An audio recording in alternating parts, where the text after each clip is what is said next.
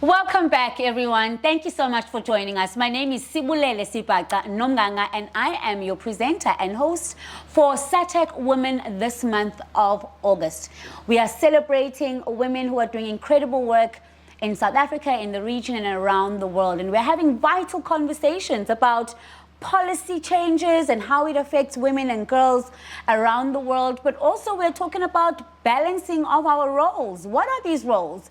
And today we have Sakhile Khaweka, who is the project manager for the South African Health Technologies Advocacy Coalition, a coalition that is hosted as a secretariat by the Aurum Institute. Welcome, Sakhile. How are you today? I'm great, thank you, Swilele. I'm happy to be here and having this conversation with you. Yeah, I love Sakhile so much, and one of the things that I've learned about her is that, Mamela, you've got to be super organized when dealing with her. You don't come with manga half-baked stories. She is incredibly organized, and I think this is a part of why you do what you do with the work that you do with coalitions and networks around the world. Tell us a little bit about that. Well, great. I started working as a coalition manager in an organization called WaterAid. I spent 8 years there working as a network coalition manager for media journalists that are working in the WASH sector, that is water, sanitation and hygiene. Okay. And obviously that's working with a whole lot of people in different countries for the region in SADC.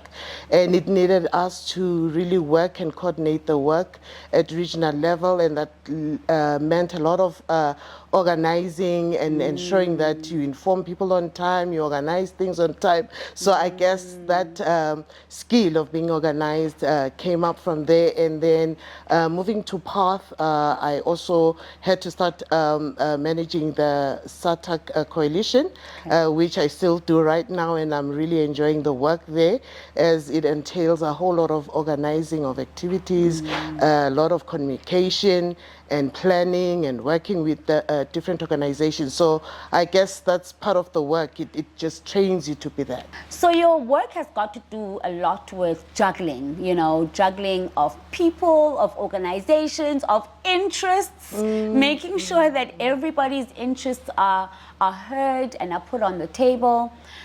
I want us to flip the script though, right? Because you seem to be doing the juggling at work really well. How do you juggle being a wife and a mom while having to do the work that you do? Wow, I think it's something that you don't learn anywhere. It just comes along the way, and you just have to figure yourself out. Yeah. But of course, over the years, I've got 3 children and working full time, and also being a full-time wife and mother means while I'm at work and I'm focusing on work. And I think it's really important to get extra help, an extra hand when you are working. Otherwise, you'll just go out of your mind. Coming back from a meeting or even traveling sometimes and being away from home for several days, it can really take a toll on the children and your husband. So when I come back home, I usually make up for that, take my children out, give myself time with them, but it's not easy. And I think it also talks to how your employer supports you in that. Yes. Yeah, because I think it's really critical that we have supportive support systems at work, support system at home, and just socially have support system. Otherwise, you'd go out of your mind. Yeah, trying to juggle everything. But it's enjoyable. I love being a mother, and I love the work that I do. That's why, because of the support I have, I'm able to give my best, and also the support that I get from my family. It also helps me to give my best at work. Yeah. I hope you have got a pen and paper out and taking down these strategies, because like she said, there's no notebook, there's no textbook for it. You've got to pick it up along the way, and we're here to help you most. We got you. You know this. So Sakhile, what are some of the stereotypes and biases that you've experienced in the workplace that negatively impact on the work that you do? Oh, wow. Stereotypes are the expectations that, for instance, in a meeting, a woman has to be taking down the minutes and notes. Excuse me. Imagine. Imagine. And how some pieces of work are assigned to women because they feel like women can do these things better. So I feel like we have to pull out of that and be assertive enough to stand our ground and refuse even to take more than what we can take, and also to stand up against those stereotypes and, be bold and assertive enough to say, I'm not doing this, or I want to do things a different way. So, in one of my earlier podcast episodes, we spoke about the fact that there needs to be a creation of safe spaces for women to gather and have conversations about what impacts them socially. But what we haven't spoken about is the creation of safe spaces for women in corporate. How is it that we can support each other as women who are in corporate, climbing the ladder while juggling home and children? Should there be more spaces? Is this what women in corporate want? Because it's easy for us to sit here and say, yes, they want those safe spaces. Do they even want these safe spaces, or are they managing? No, we definitely need those safe spaces. We need people that will champion our cause. We need people that will speak for us. And I just recently read another meme saying, for a successful woman, there has to be 5 other women that will proofread her email so that whatever mistake, they can have her covered. Yeah, so we have to cover each other. We have to uplift each other. We have to speak for each other. We have to mention our names or the names of the people that you're promoting in those spaces where you have access and platform. So we really need each other. We need those safe spaces, and we women have to create them so that we are able to be in those platforms and spaces where we can speak, where we can be heard, where we can bring our ideas without fear of intimidation or stereotypes or having men splaining us. I don't know if people know that terminology. But we've experienced it a lot, where you say something and then some man somewhere comes and says the same point that what you were trying to say was. What she was trying to say was, I mean, really.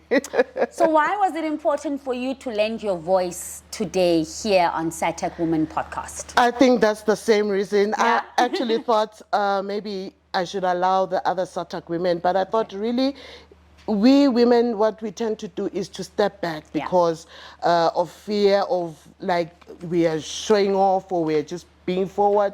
No, if you don't take the risk and the boldness and the big steps, there'll be always somebody pushing you back. So you got to put yourself out there so that you are ahead, so that people can know what you're doing and the difference you're making in your space. No one will speak up for you.